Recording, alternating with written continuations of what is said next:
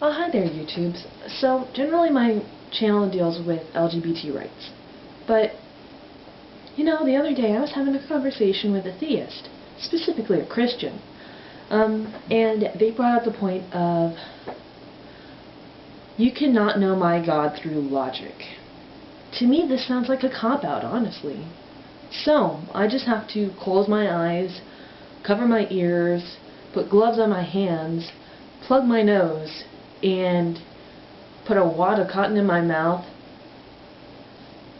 and not use any of my senses to know that there is something there.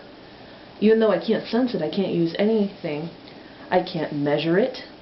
I can't use any type of computer digital scan. I can't use x-rays. I can't use heat sensing. I can't use any of our modern tools, even something as simple as a lens, to tell that this thing that you're claiming is here and you're claiming has influence over everything and could stop bad things from happening even though it chooses not to, or that this thing that said was to have created the universe and has created and knows past, present, future, and could stop all war in a snap if he wanted to, and he purposely made some people that they would live in serious pain, or create some creatures knowing that their entire purpose is to die at the hands of other creatures, or that they will only exist long enough to have been burned alive, or that some individual will be outrageously successful but will never be happy. That this deity will create an individual with feelings inside, emotions inside, but the wrong outsides, or that they will have feelings inside, emotions inside, and then he will specifically according to some, not all, some interpret verses differently, but he will write in his book, his own personal journal, the Bible, the Torah, the Quran, depending on what you believe, even the Book of Mormon, literature by Jehovah's Witnesses, depending on what you believe, that according to some people who follow these philosophies, that this means something bad, and that these people who are born with these feelings inside are going to a bad place when they die just for existing, even though this creator made them that way.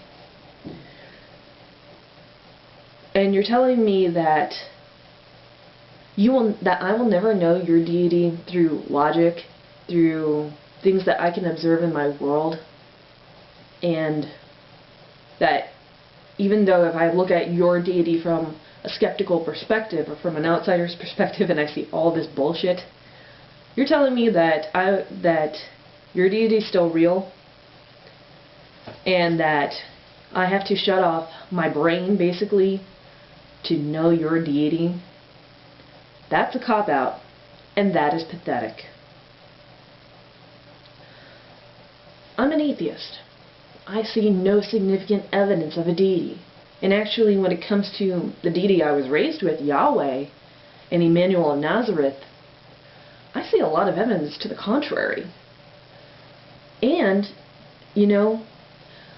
what took me from being Christian took me to where I am now was a number of different things. Well, part of it was my sexual orientation. Part of it was realizing I was gay. That put a crack in the wall. As I've discussed before, I'll link the previous video if I remember to. But yeah, that put a crack in the wall. And then hanging out with my godparents, my atheist godfather and my agnostic, now Buddhist godmother, put another crack in that wall. Talking to different people, learning about paganism, and the sheer fact that my family computer, somebody put a filter on it that blocked out the word culture because it had the word cult in it. That put another crack in the wall. Talking to different individuals of different religions, different philosophies, specifically to my friend in college named Bunny, who was a pagan. Not specifically a Wiccan, but just a pagan. And she taught me a lot about early Judaism and about that time when they split off from mainstream Canaanism in what is now the land of Israel, Palestine, Jordan. That area, that strip between Europe and Africa. Learning about the origins of Islam. I mean, the historical origins, that Muhammad was an excommunicated Catholic priest.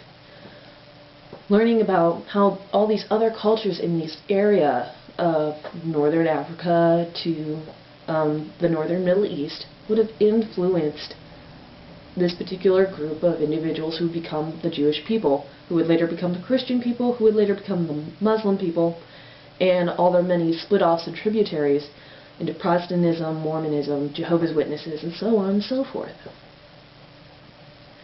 And, you know, beyond that, taking a couple of anthropology classes, learning how human minds actually work, psychology. What was the final nail in the coffin, the final crack in that wall? Boom. Statistics. Honestly, the stats class that I barely passed was about the final crack in that wall. Because what was so incredibly unlikely, it might be incredibly unlikely, but just as if you have a swimming pool full of red gumballs and there's only one white gumball, eventually after you yank out enough red gumballs, you'll find the white gumball. Unlikely doesn't mean impossible.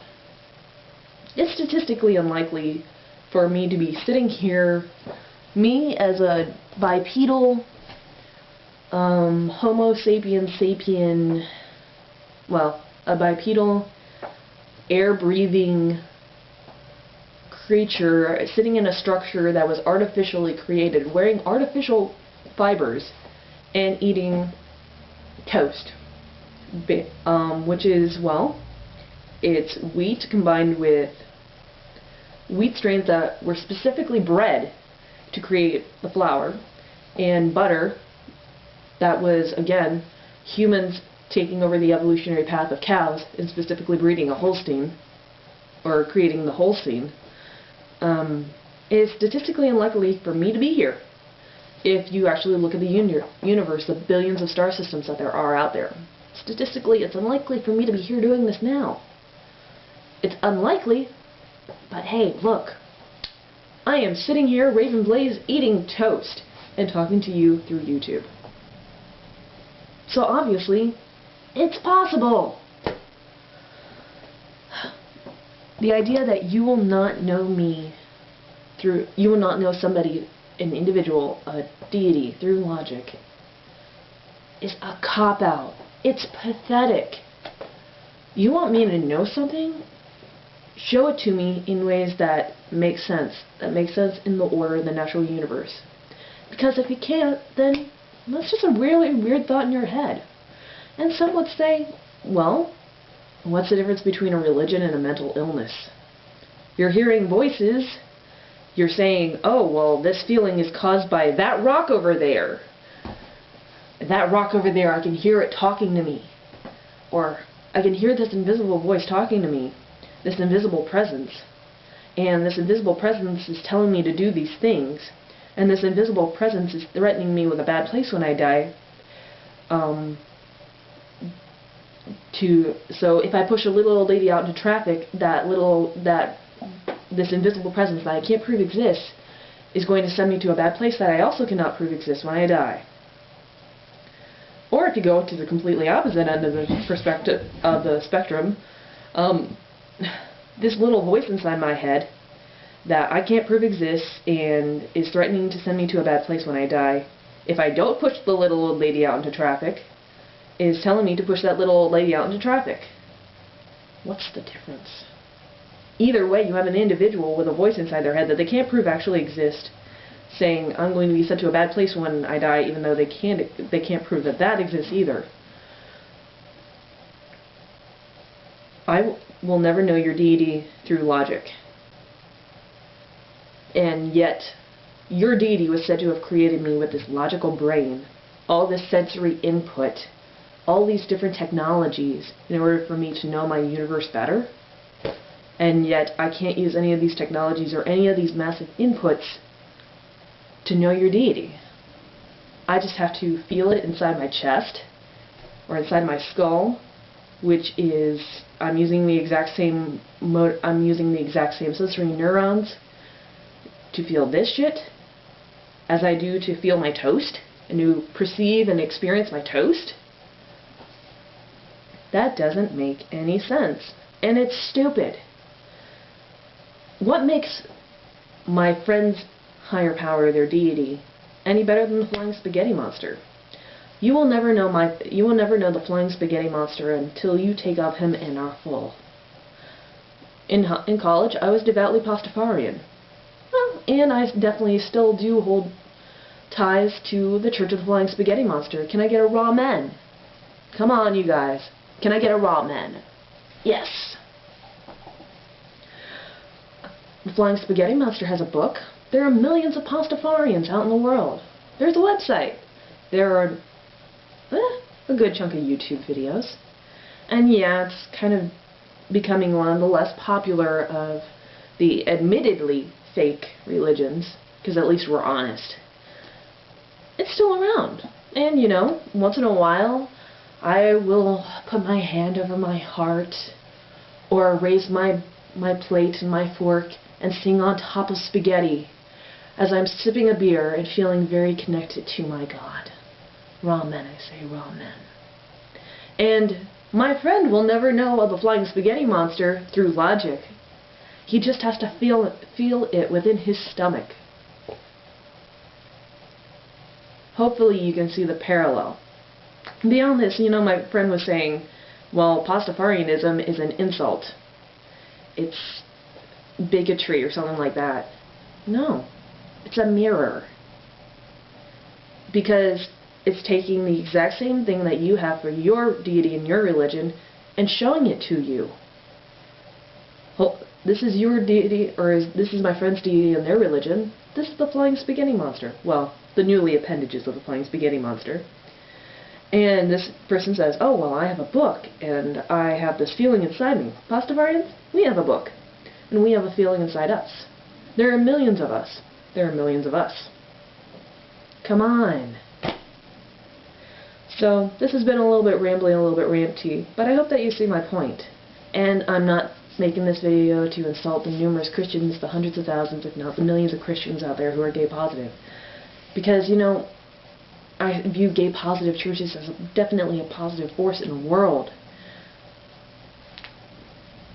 Because, you know, I'd rather have individuals hearing a message that is positive toward diversity and respecting all people than a voice that is negative and saying, you guys are different than us, so you guys are going to a bad place when you die. Rather than those gay positive churches that are saying, our deity loves and accepts all people. You just gotta be a good person. So, peace out, YouTubes.